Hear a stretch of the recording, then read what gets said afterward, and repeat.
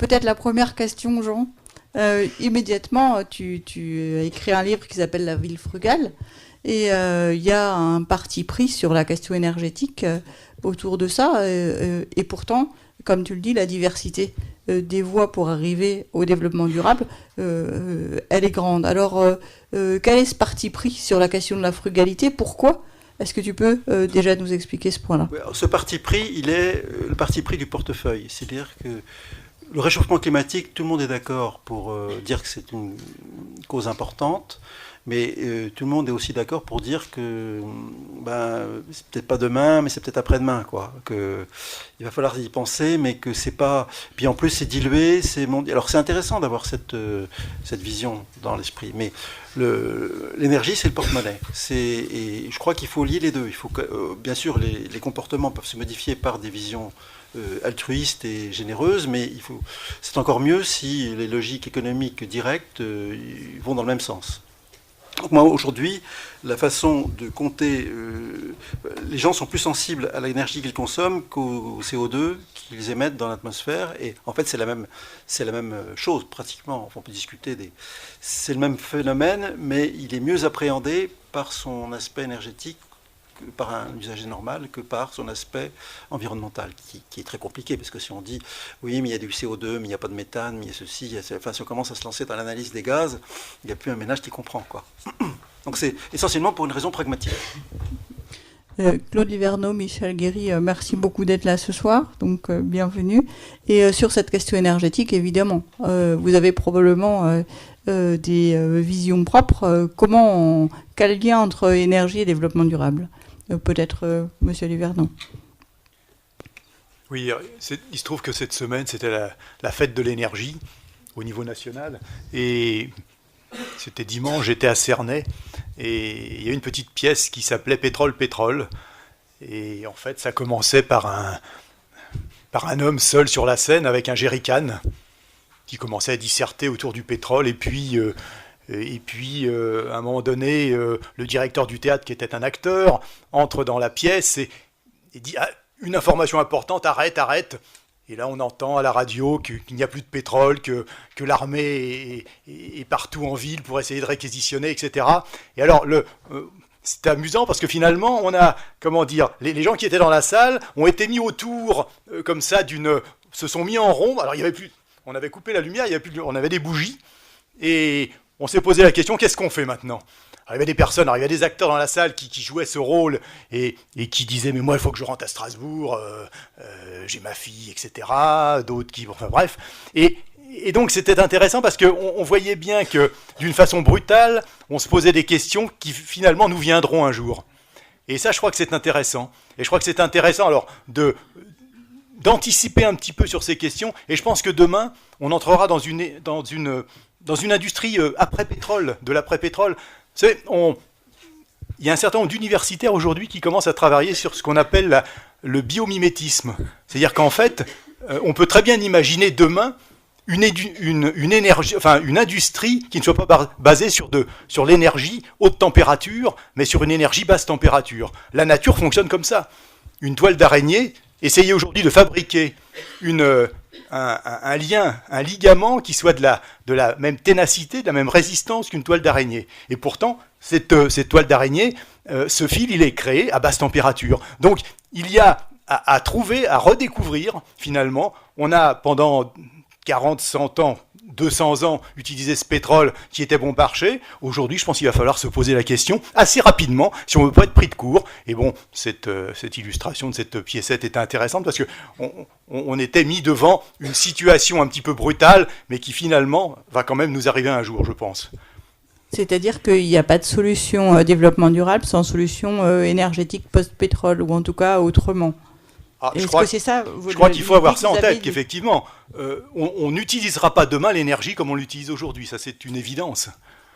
Donc il y a la sobriété avant tout, c'est-à-dire moins consommer, et puis probablement économiser bien sûr l'énergie que nous avons. Je pense que demain le pétrole qu'on utilisera, on l'utilisera plus pour les mêmes choses, c'est-à-dire que on considérera comme du gâchis que de mettre du pétrole dans une voiture demain, probablement, enfin quand je dis demain, après-demain.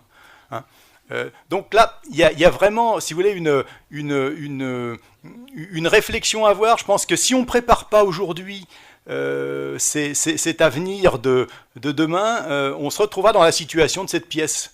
Hein, et il ne faut évidemment pas. Alors, dans les travaux qui ont été menés par l'agence, on a été assez surpris de voir qu'il y avait une grande foi de l'ensemble des acteurs qui ont participé aux travaux de l'agence dans la rupture technologique, qui fait que l'après-pétrole, c'est tout simplement autre chose. Mais en revanche, très peu de foi dans la capacité de la société à changer ses comportements. Et ça questionne la façon dont on aborde la question énergétique. Peut-être, Michel Guéry, vous vouliez réagir? Oui, je crois qu'en fait, l'enjeu, c'est quand on dit demain, c'est vraiment demain, c'est pas après-demain. Et on vit ici dans une région climatique continentale avec des hivers somme toute assez rudes. Là, on est en train de vivre un automne plutôt clément, mais ça y est, le brouillard est arrivé. Donc les enjeux de température commencent à se poser.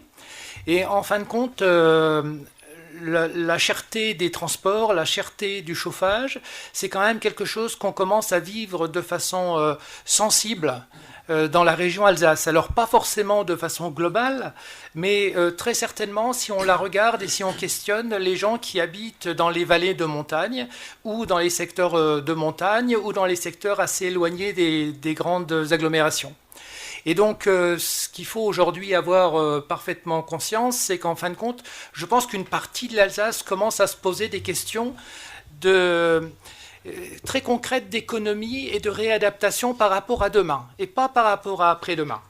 Et donc, ces enjeux-là, on est déjà en train, et c'est un travail qui a été fait dans le schéma régional d'adaptation au climat et de gestion de l'énergie. Dans la pratique, on est en train de réfléchir effectivement au problème de précarisation énergétique, on est en train d'essayer d'évaluer l'habitat existant et sa capacité effectivement aujourd'hui à être mieux isolé, à être mieux adapté par rapport aux factures énergétiques.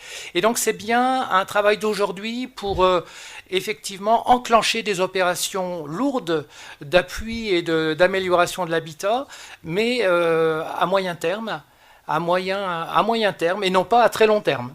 Donc c'est un véritable enjeu alsacien au niveau climatique comme au niveau du relief et de sa géographie. Je crois qu'aujourd'hui, on entre dedans et c'est un élément de sensibilisation important qu'il faut qu'on arrive à développer aujourd'hui dans des actions, je dirais, politiques de sensibilisation du grand public de façon à effectivement à l'aborder à sa bonne échelle.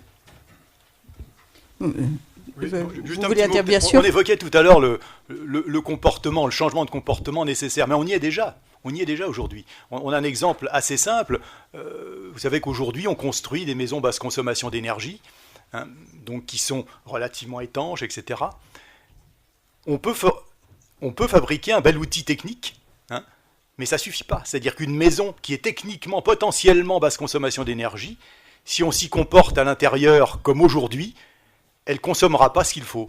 Donc, quelque part, on voit bien déjà que là, on est déjà sur un problème très concret, c'est-à-dire qu'on a des objets techniques, mais les objets techniques ne vont pas nous permettre d'aller jusqu'où on a envie d'aller, c'est-à-dire sur de la vraie consommation d'énergie économique, enfin, quelque part. Et donc ça, c'est déjà aujourd'hui, c'est pas demain. C'est un exemple simple, mais qui montre bien que le comportement est déjà là. Jean, tu veux... Oui, je vais simplement dire, toutes les études qui ont été faites sur le facteur 4 pour les villes, comment réduire, diviser par 4 la consommation d'énergie des villes, montrent qu'il faut jouer sur les systèmes, sur les comportements et sur la technologie. Les trois sont nécessaires. Et sur un seul paramètre ne marche pas. Je vais donner un autre exemple, c'est par exemple la voiture. Bon, depuis 20 ans, la consommation unitaire à puissance égale d'un moteur de voiture a pratiquement été divisée par 2. Les petites voitures qui consommaient 7 litres consomment 3. Enfin, mais parallèlement, le poids des voitures a augmenté et les accessoires, climatisation, etc. ont augmenté. Et finalement, la consommation a augmenté. Donc on a joué que sur un seul paramètre, on n'a pas joué sur les autres, et du coup, ça n'a pas marché, quoi.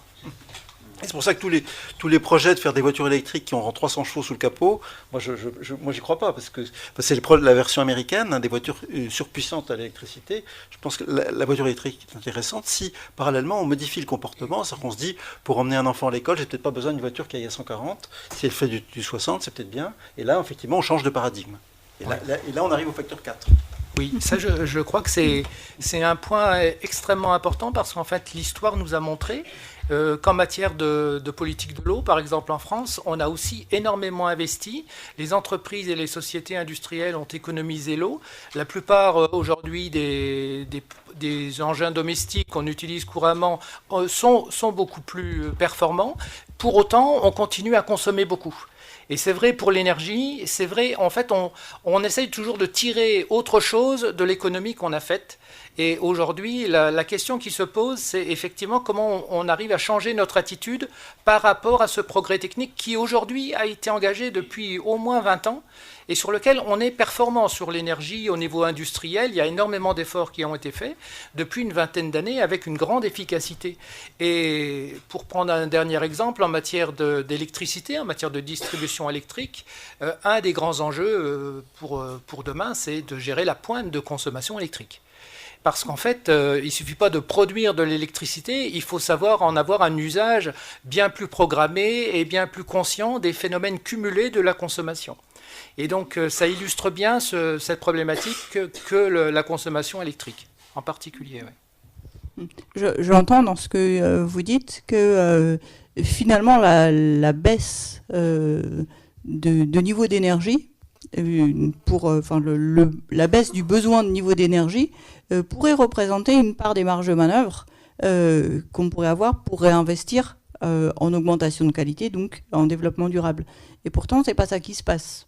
Et derrière, avec ce que tu dis, Jean, avec vos exemples, on voit qu'il y a deux problèmes. Évidemment, la question des comportements et puis la question de la transversalité. C'est-à-dire la question de la transversalité, elle vient aussi de cette question de méthode.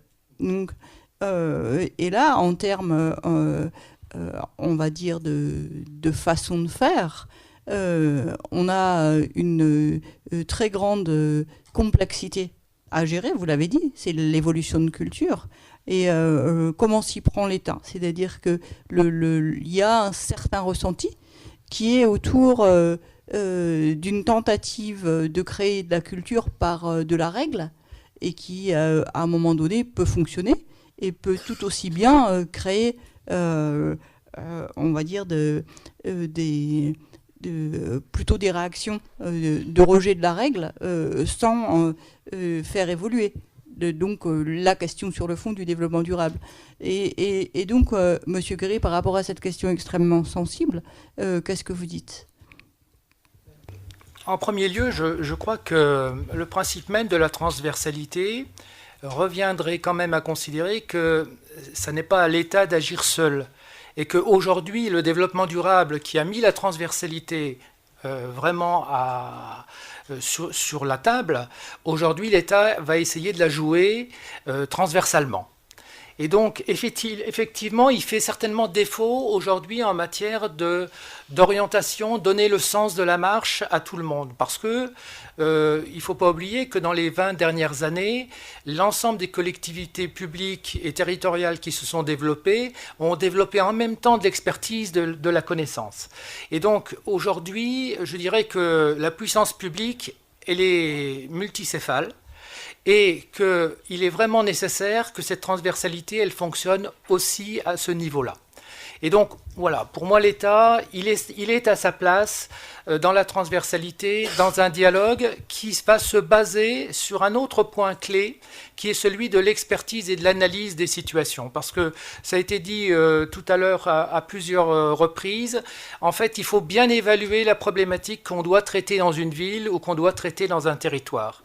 Et c'est vraiment en acceptant de partager l'expertise de cette analyse-là qu'on arrivera à converger sur une problématique et du coup, on convergera sur des solutions.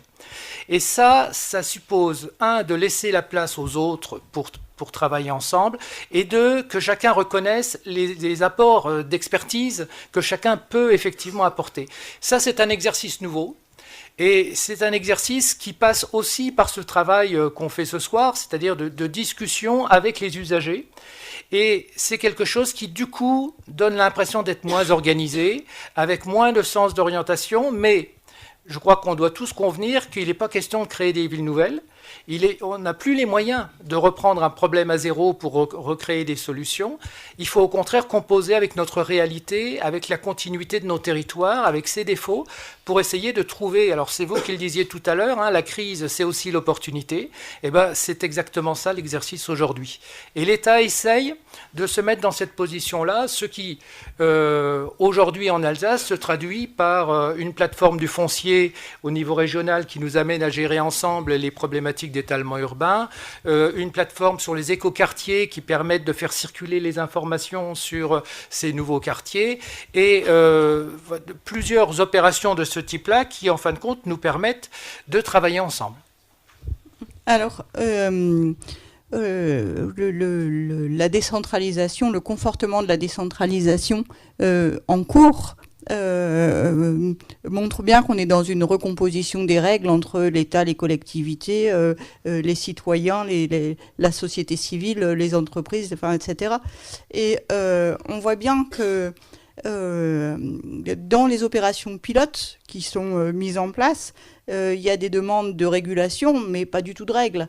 Et qu'une des grandes craintes des acteurs qui s'engagent dans des actions pilotes, négociées, essayées, etc., c'est qu'il y ait, on va dire, une réaction de l'État qui soit de revenir derrière quelque chose qui est de l'ordre de la régulation par de la règle. Alors que c'est une conviction personnelle, je pense que la régulation est beaucoup plus développement durable que l'accumulation de règles. Et donc, derrière cette complexité-là, qui relève à la fois de la culture, mais aussi de la réalité des jeux d'acteurs, comment est-ce que, en tant qu'État, et en voyant la réalité des jeux d'acteurs telle qu'elle est, comment est-ce que vous pensez qu'on peut collectivement faire avancer ce point ? Alors, on constate bien que aujourd'hui, lorsque les lois sont votées, et votées en très grand nombre, en même temps, on reprend sans cesse des décisions de simplification du domaine des lois. Mais ça fait 15 ans qu'elles se succèdent, et ça fait 15 ans qu'on continue à peu près au même rythme. C'est un phénomène qui est, à mon sens, essentiellement dû au fait qu'on n'a pas forcément encore la totale logique de tomber d'accord à des échelons territoriaux sur des marges de manœuvre et sur des engagements partagés. C'est quelque chose qui est en train aujourd'hui d'arriver, et on sent bien que les marges de manœuvre qui sont nécessaires et sur lesquelles on doit pouvoir s'engager, on ne parviendra à les élaborer qu'en jouxtant les expertises et en tombant d'accord sur les problématiques. C'est ce premier travail qu'il faut faire, mais où tout le monde n'est pas toujours aujourd'hui prêt à le faire. C'est-à-dire que l'État reste à certains moments celui qui édicte la règle et celui qui à tout moment peut retirer effectivement une autorisation. Il le fait quand même de moins en moins, et je crois qu'il y a un changement culturel qui se met aujourd'hui relativement bien en place là-dessus. Et moi, j'ai bon espoir en termes de pratiques administratives de voir ces marges de manœuvre aujourd'hui s'élaborer de plus en plus, et on l'a vu encore dans l'actualité, puisque hier ou cette nuit sur la médecine, le président de la République disait « tombez d'accord, on vous demande de tomber d'accord, si vous ne tombez pas d'accord, effectivement on prendra nos responsabilités ». Et je crois que dans les enjeux régionaux, on est de plus en plus dans ce dialogue-là. Encore faut-il qu'on mette toutes nos données ensemble et qu'on se fasse confiance pour arriver effectivement à ces deals et à ces marges de manœuvre qu'on accepte de se fixer ensemble. Le développement durable par la culture commune comme gouvernance. Donc, c'est quelque chose effectivement d'intéressant et de compliqué. Monsieur Liverneau, je veux dire, s'il s'agit de donner les moyens donc, de ces changements, quel processus, comment se positionne l'ADEME de ce point de vue-là ? Je dirais déjà qu'en matière de développement durable, il faut savoir que l'ADEME, c'est quand même une agence de techniciens. Ce qui veut dire qu'on s'est beaucoup intéressé au volet environnemental, peut-être un petit peu moins au volet économique, et peut-être pas beaucoup au volet social. Donc ça veut dire que déjà, si vous voulez, quand nous abordons ces questions, nous abordons les choses d'une façon un petit peu bancale, quelque part, même si aujourd'hui, on voit bien cette nécessité de recentrer les affaires et d'avoir un bon équilibrage. Mais c'est vrai que, comme ça, par culture, l'agence n'est pas une agence qui intervient très facilement sur le champ sociétal, par exemple. Bon. Sur le champ qui est le nôtre, aujourd'hui, il y a un certain nombre d'outils déjà qui existent. On parle aujourd'hui de plans climat, énergie et territoire, qui sont des lieux, des territoires sur lesquels, justement, on essaye de mettre en place une gouvernance globale sur les problèmes environnementaux, où on essaye, par le biais d'animateurs qui sont mis en place, de sensibiliser à la fois le territoire principal, mais aussi les territoires infra, ce qui est une nécessité évidemment pour permettre une vraie avancée des affaires. On a cet outil qu'on peut utiliser quand un lotissement nouveau se met en place, une ZAC se met en place, ou quand on veut réviser un PLU par exemple. C'est l'analyse environnementale de l'urbanisme, qui est une approche amont qui permet d'intégrer l'ensemble de ces préoccupations qu'on évoque actuellement dans un projet. Bon, il y a un certain nombre d'outils, un certain nombre de méthodes, mais c'est vrai que l'agence aujourd'hui n'a pas la vision complète. Bon, peut-être que les individus qui composent l'agence l'ont, mais l'agence en tant que telle n'a pas la vision complète de ces questions, en fait. Et c'est d'ailleurs c'est pas véritablement dans ses missions. Je dirais que les agendas 21, par contre, sont peut-être un peu plus ouverts déjà sur l'ensemble des 3 piliers du développement durable. Hein. Et ça, les agendas 21 avaient été mis en place à l'époque par l'État, et d'ailleurs fonctionnent toujours dans un certain nombre de territoires. Hein. Oui, la question des outils n'est pas simple. Michel Guéry, vous voulez intervenir, je vois. Les agendas 21, c'est quelque chose qui a démarré timidement.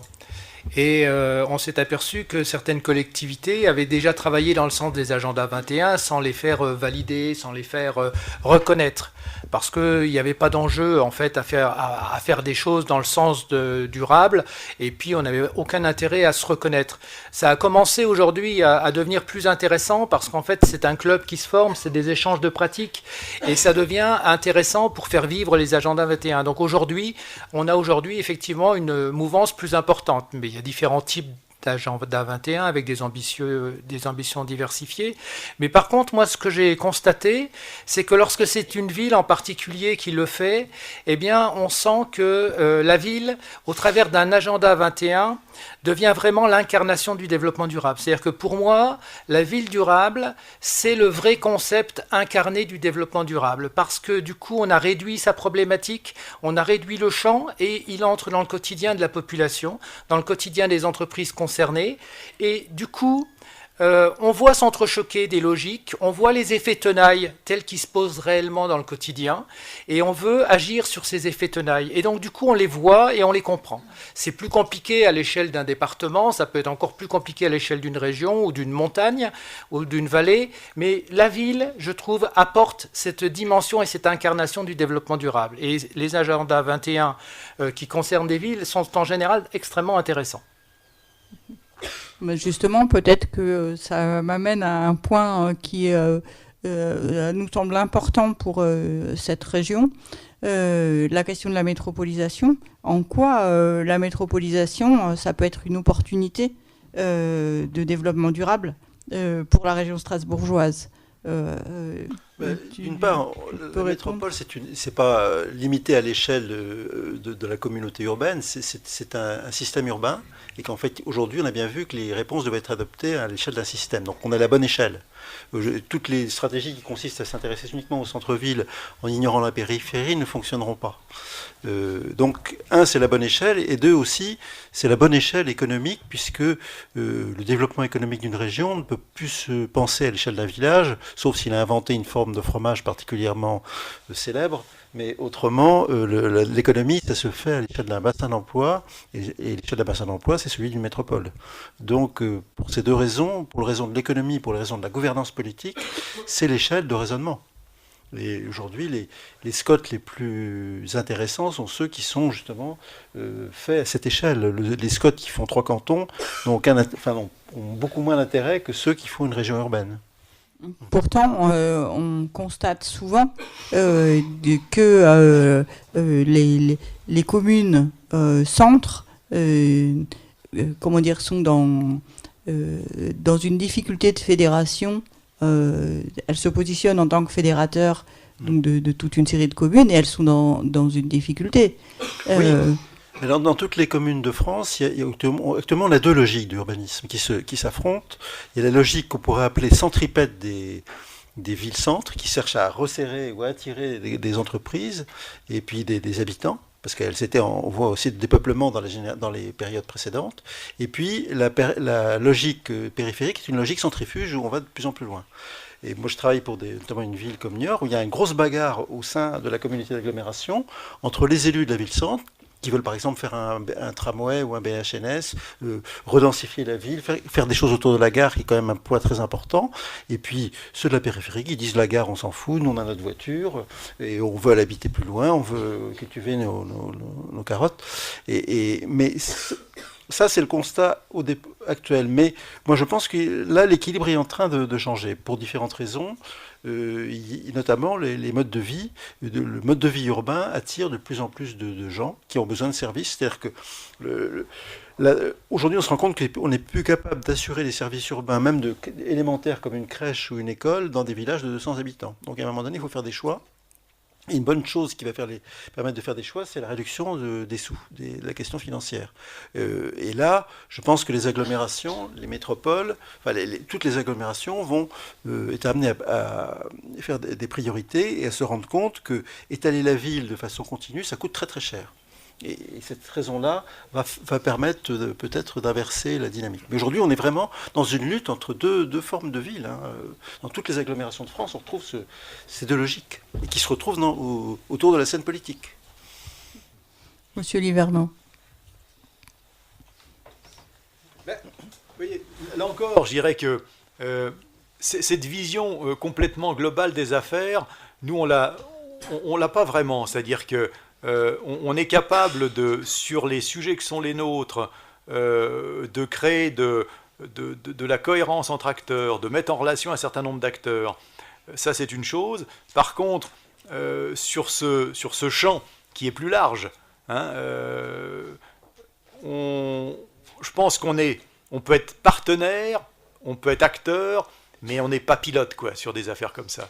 Donc, quelque part, je pense qu'il faudra nous poser la question demain, quand la métropole sera en place, qu'est-ce que l'ADEME peut faire maintenant que ce dispositif est là ?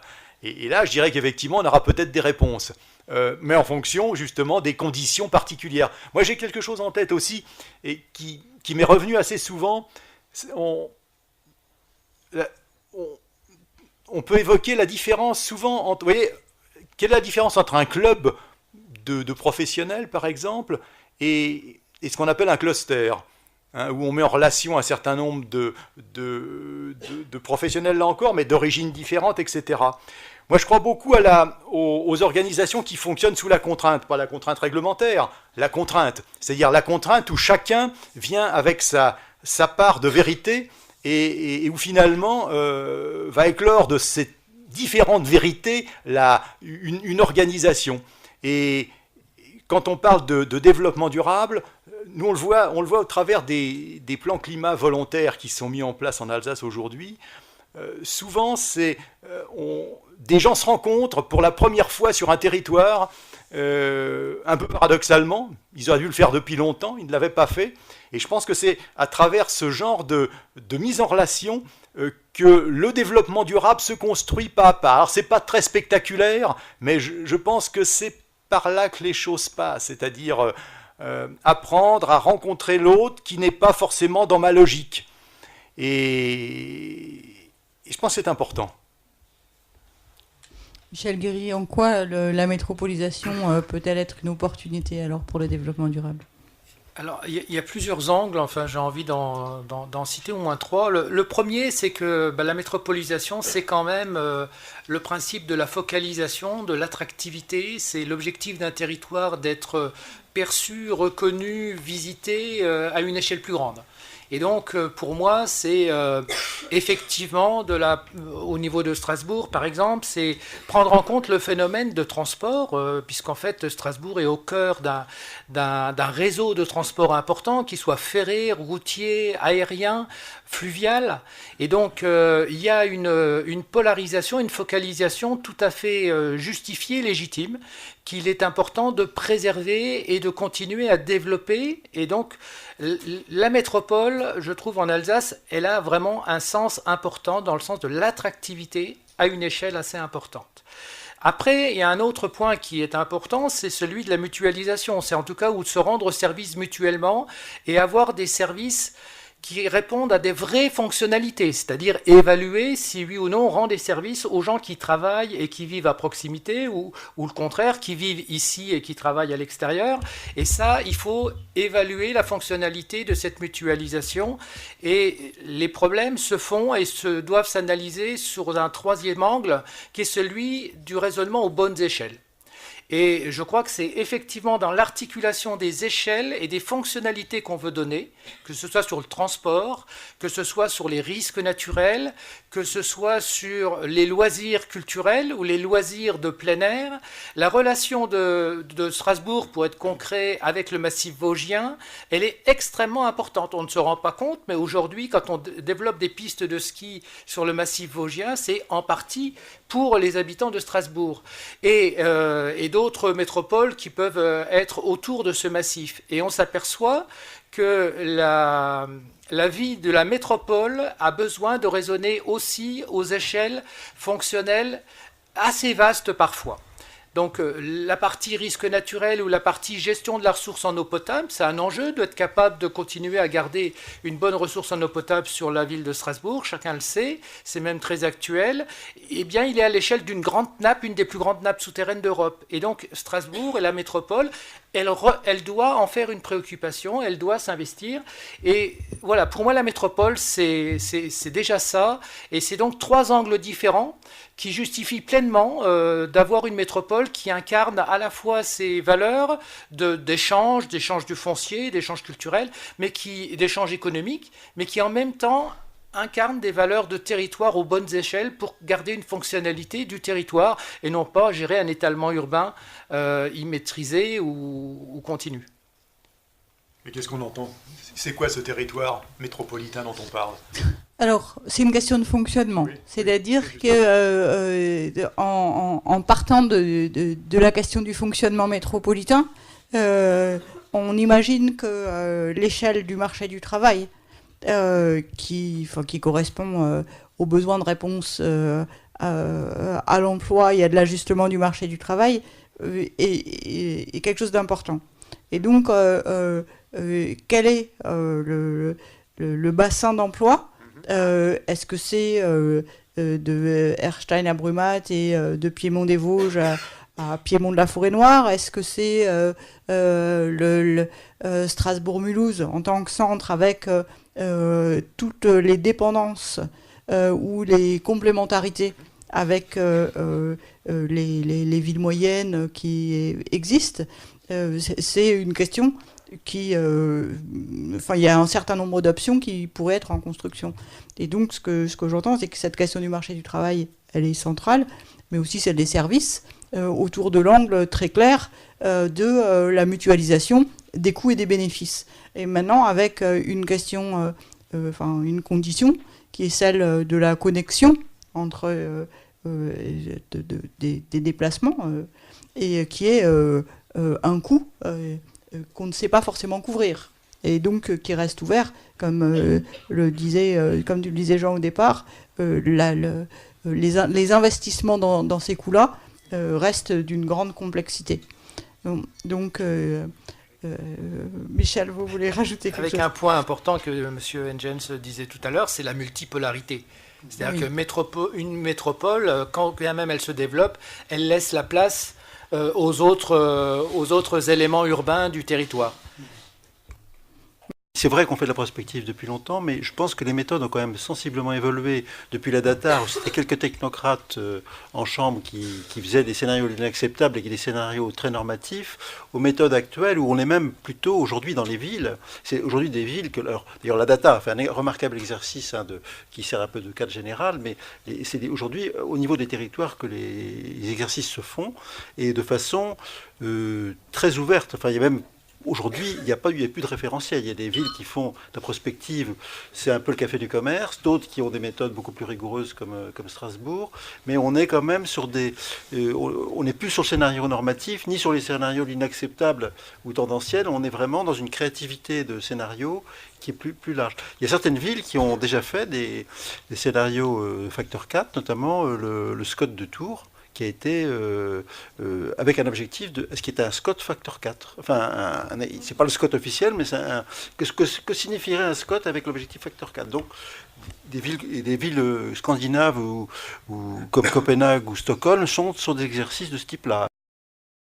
Sur les comportements, il y a effectivement, c'est très, très long de faire changer les comportements, mais on voit quand même quelques signaux faibles qui sont plutôt encourageants, du genre l'âge moyen d'un acheteur d'automobile augmente d'1 an tous les ans. Ça veut dire que les jeunes ne sont pas intéressés par le statut social que porte qu'une voiture, qu'il y a un certain plafond. Enfin, il y a quand même des signaux.